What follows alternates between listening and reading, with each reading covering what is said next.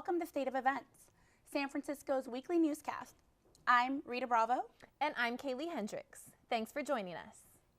Cyber Monday may be the most popular day of the year to shop, but Black Friday has now become another social holiday to some. I took a trip downtown to explore the shopping rush. Downtown San Francisco brings people from all over the world to their stores, but a Black Friday spent here is said to be more of an experience than an activity. Some stores opened at 8 p.m. on Thanksgiving Day, and most closed at 10 Friday night.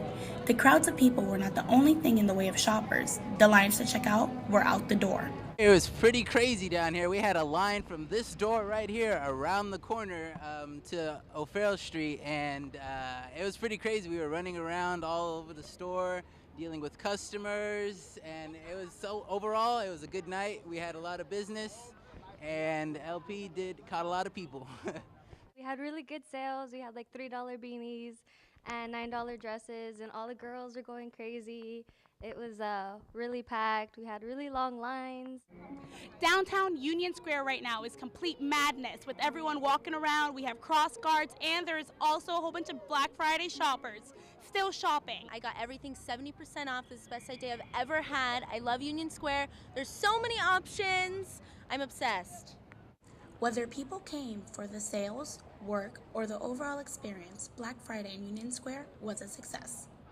Union Square will continue to be busy and remain crowded until the end of the holiday season. Millions of Americans took advantage of the online deals Cyber Monday had to offer. There was a 19% increase on cyber sales this year in comparison to last year's. Retailers who catered to the tablet and smartphone users especially benefited. According to the International Business Machine Corporation, mobile devices drove more than 16% of online sales. Cyber Monday came after a dissatisfying Black Friday in the stores.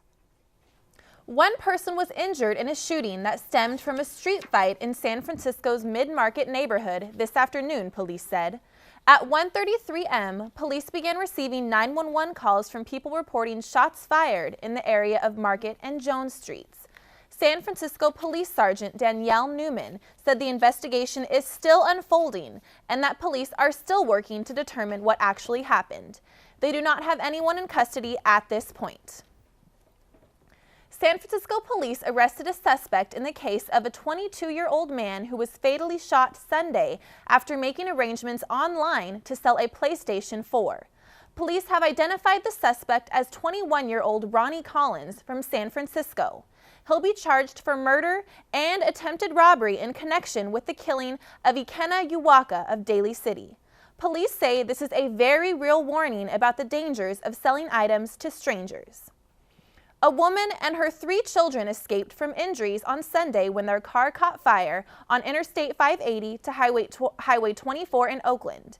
An off-duty firefighter stopped and helped pull everyone from the 1979 Volkswagen Bug car that had just been restored. One lane of the freeway was closed briefly. How the fire started is still a mystery. The holiday season is approaching, which means it's that time of the year to keep warm and give back. Breon Buckham has more on ways to help the homeless and stay warm and get a meal. A nonprofit group started offering 275 shelter beds for the homeless during the cold weather season in Santa Clara County. According to the organization's chief executive, Jenny Nicholas, EHC Life Builders launched its annual cold weather shelter program with 50 beds in San Jose, 125 in Sunnyvale, and 100 beds in Gilroy. Nicholas says the shelters will be open for the cold winter months through the end of March. The holiday season is meant to be shared with family and friends, but it also inspires people to give back to their community. State of Events reporter Rita Bravo visited the Salvation Army in San Francisco during a Thanksgiving feast.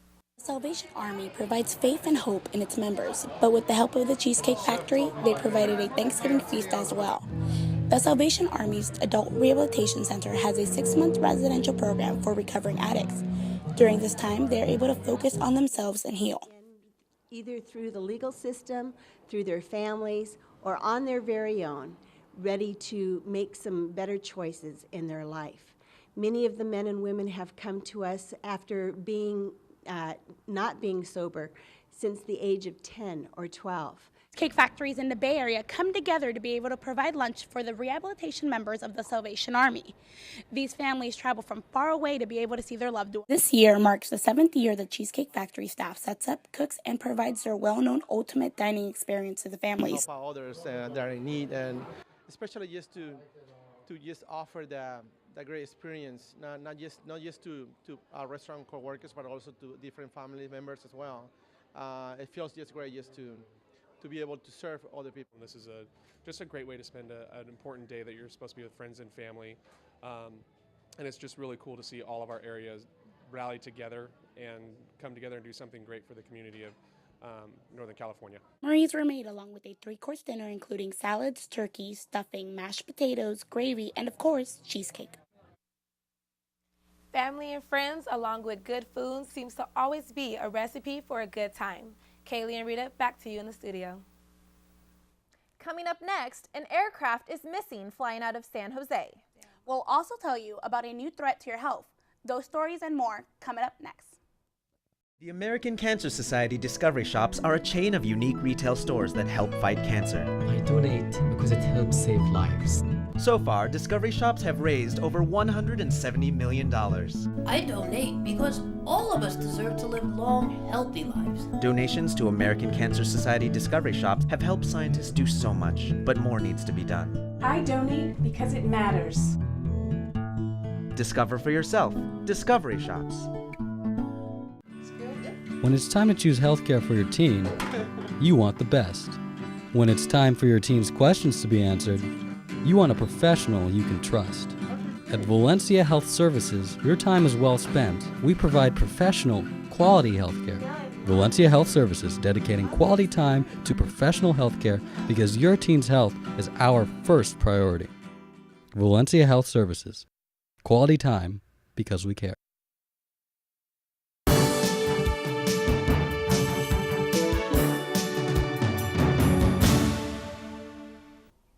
A small aircraft is currently under search. The aircraft belongs to Dale Smith, a Silicon Valley executive. The plane and all of its 5 passengers went missing in the wilderness of Yellow Pine, Idaho. All of the passengers were residents of San Jose, California. The pilot, only assumed to be Dale Smith, reported engine failure just outside of Boise, Idaho at 3:30 p.m. on Sunday. The search for the plane and its passengers continues. We reported on the celebration of the Edward Said mural here on State of Events. Since then, there has been controversy surrounding the celebration, and President Wong has even become involved. On November 7th, a commemoration took place outside of the Student Center next to the bookstore. The 6th anniversary of the Edward Said mural was celebrated. The late Edward Said was a Palestinian scholar. He spoke out against anti-Arabic sentiments and was an advocate for peace in the Middle East. But a stencil used at the celebration has caused a major controversy.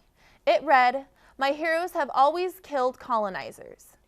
The AMCHA Initiative Against Anti-Semitism on Campuses and other groups sent complaints to the university. The president responded with an open letter condemning the sign. It states, "I am dismayed by the glorification of violence that this message conveys. There is no place at SF State for celebrating violence or promoting intolerance, bigotry, anti-Semitism, or any other form of hate mongering." The president also promised further action. The mural promoting peace is now in the center of a tense conflict brewing on campus. The General Union of Palestinian Students who hosted the celebration recently responded. They say the complaints are baseless and are part of a larger smear campaign against their group. A protest against taser use erupted on campus on November 22nd. The implementation of taser use by campus police has spurred a debate among students. The students called for a vote among the student body to decide whether they will be allowed on campus or not. President Wong said he will be making a decision by December 30th. A mosquito capable of transmitting the deadly yellow fever has been detected for the first time in California. Vector control agents are now scrambling to control the so-called yellow mosquito spread. This mosquito was first detected in the Central Valley of Madera and Clovis, but they have been recently found in Fresno. Panetta is meeting with the brown mosquito with the white markings bite during the day. prefer humans and need only a teaspoon of water to lay eggs to produce. They acquire yellow fever and dengue from infected humans and then transfer them to other people. The city of Richmond, which already has strong smoking regulations, may add using electronic cigarettes to its list of banned behaviors during a vote scheduled for Tuesday. The Centers for Disease Control has not done significant testing on the product, but they are growing in popularity. Electronic cigarettes were banned on University of California campuses earlier this month, and New York City and Chicago are considering a similar proposal. Finals week is fast approaching at San Francisco State. Kristen King shares more on this story. San Francisco teachers and classroom aides skipped school Tuesday to extend their Thanksgiving holiday. 432 teachers called in sick or took a personal day, leaving district officials to find enough qualified adults to watch over students. The San Francisco State has approximately 2.5 weeks before the semester ends. For some, this might mean catching up on assignments and spending more time preparing for final exams. Many are looking forward to the end of the semester. For some, it's a feeling of accomplishment, while for others it might mean burning more of the midnight oil. In preparation for these upcoming weeks, students use different areas of study on campus. Despite many different rooms available, students tend to stick with 2 campus resources. These students share some insight on study areas on campus. In the past, I've used the Cesar Chavez building. Because it's just a more comfortable setting.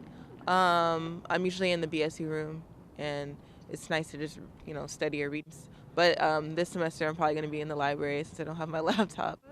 Yeah, I usually study in the library. I go up to the 4th floor, where it's the quiet study area. The fall 2013 semester is coming to an end. Here at San Francisco State, there are 2 main locations for studying this semester: the library and the Cesar Chavez Student Center.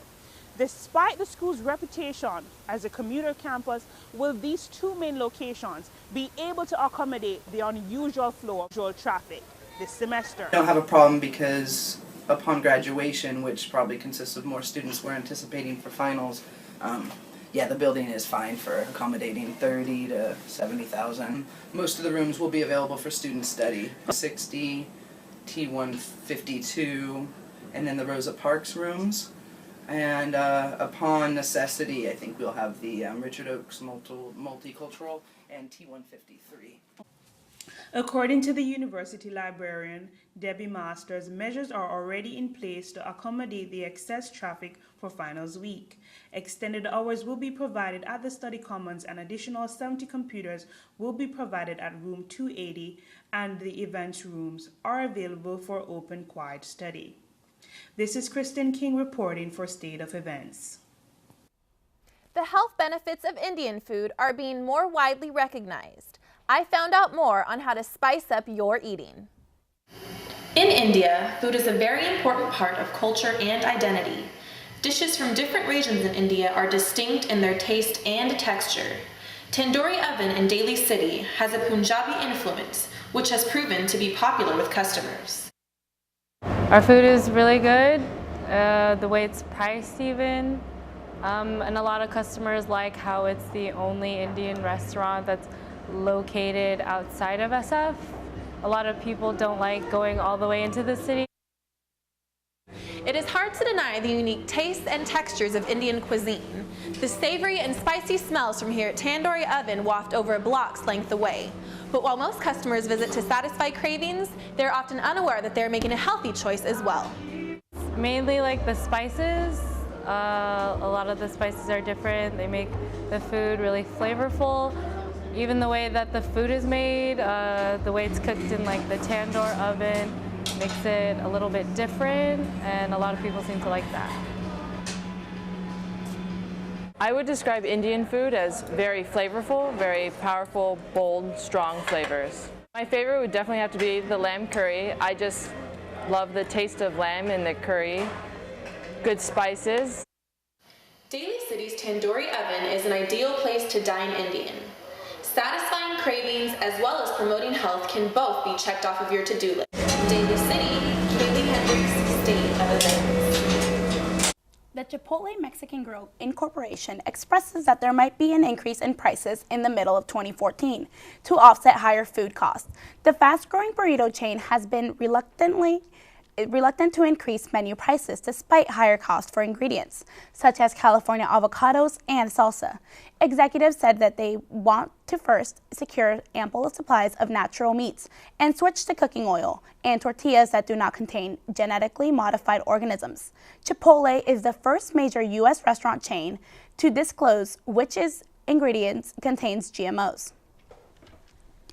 5 Giants minor leagues prospects were counting their blessings along with scrapes and bruises after being released from a hospital in Scottsdale, Arizona on Tuesday.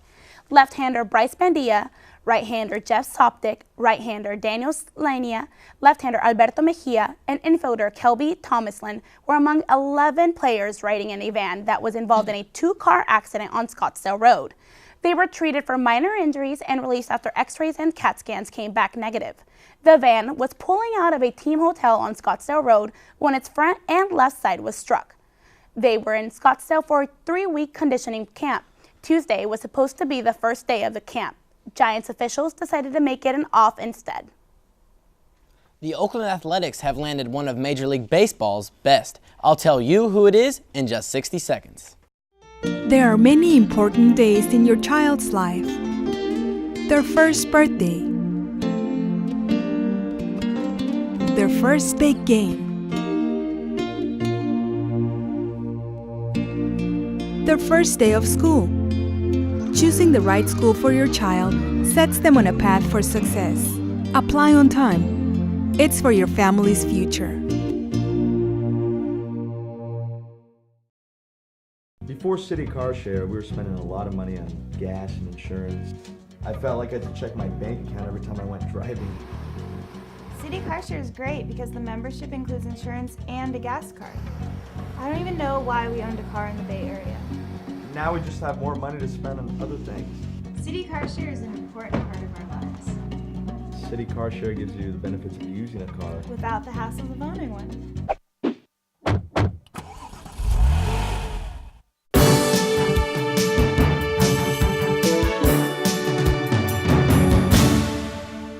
For the Oakland A's, closing out games with a Balfour rage is a thing of the past.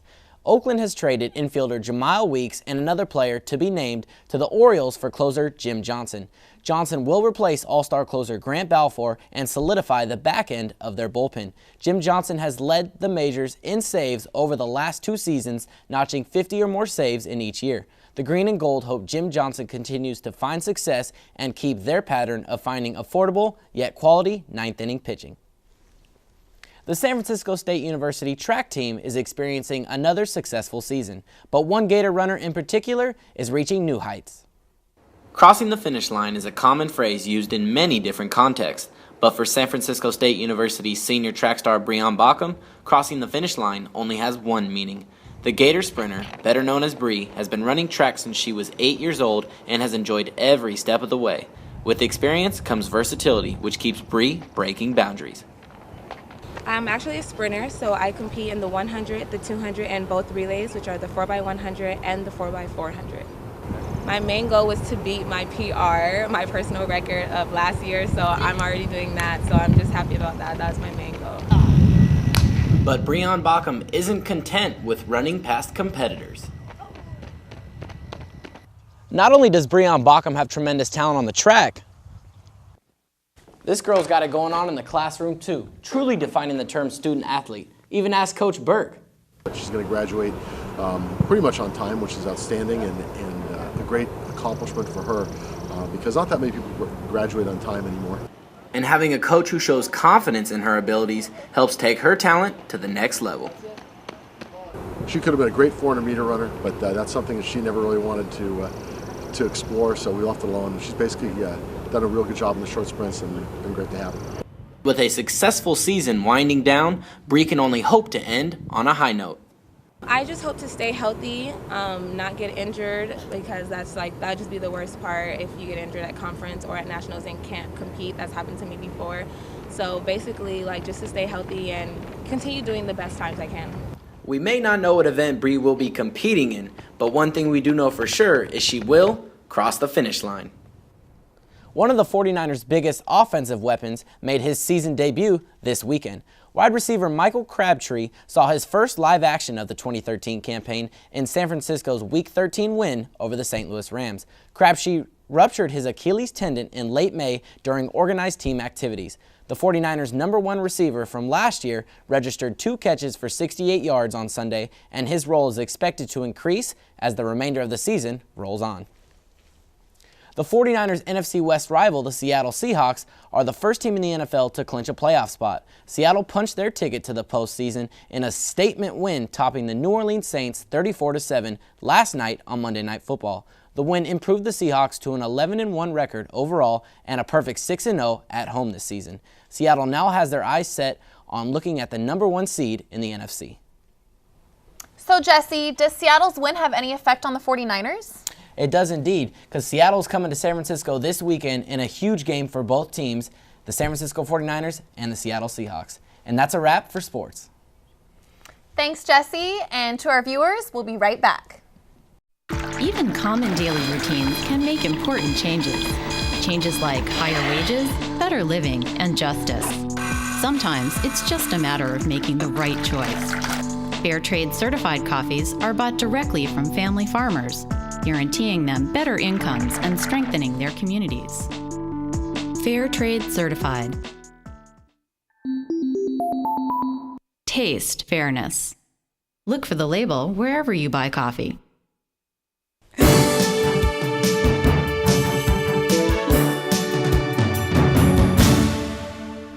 While we were on break, State of Events reporter Valerie Van Ryan found out what continued to happen on campus. While many were already home for the Thanksgiving break, some students and alumni stayed on campus to help those in need. A different kind of event emerged through the doors of Jack Adams Hall over the break. A fundraiser called Kapwa was organized in less than 2 weeks. The goal? To help people in the Philippines affected by Typhoon Haiyan. Out of frustration, I posted something on Facebook saying, we got to do something about this. Sering brought together alumni and school organizations. He lined up performers ranging from Comedy Central comedian Kevin Camia to metal band End the Suffering. Here at Jack Adams Hall, about 200 people turned out for the fundraising event. The event organizers hope to host more events in the future. And the event coordinator hopes that students will make a point to come out. Kapwa raised $1,000 from those 200 people.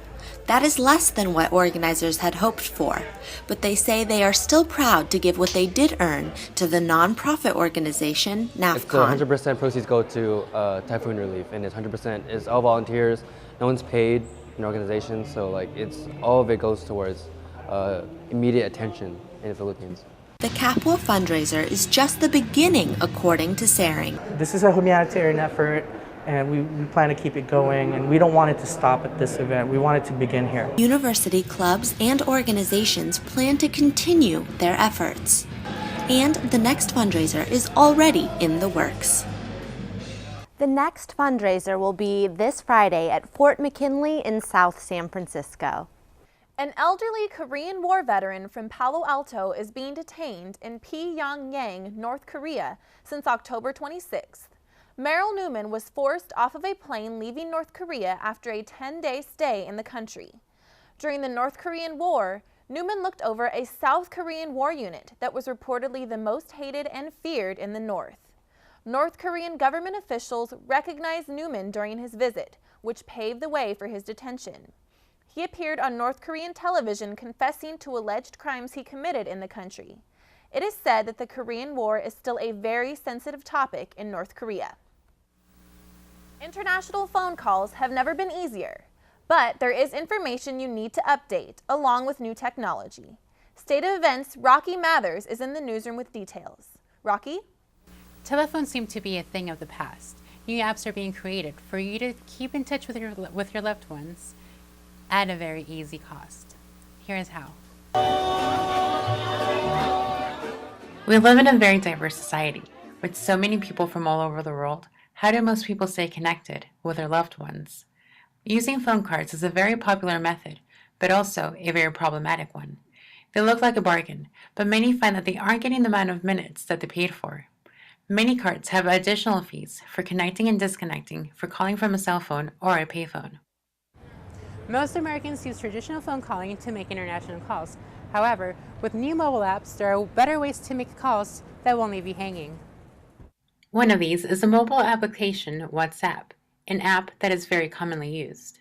It's very simple. It syncs with your contacts on your cell phone, and you can communicate through the internet using SMS or text messaging, or you can send pictures. It's almost like Facebook, but it's made easier just because it's handheld, like at your leisure on your phone.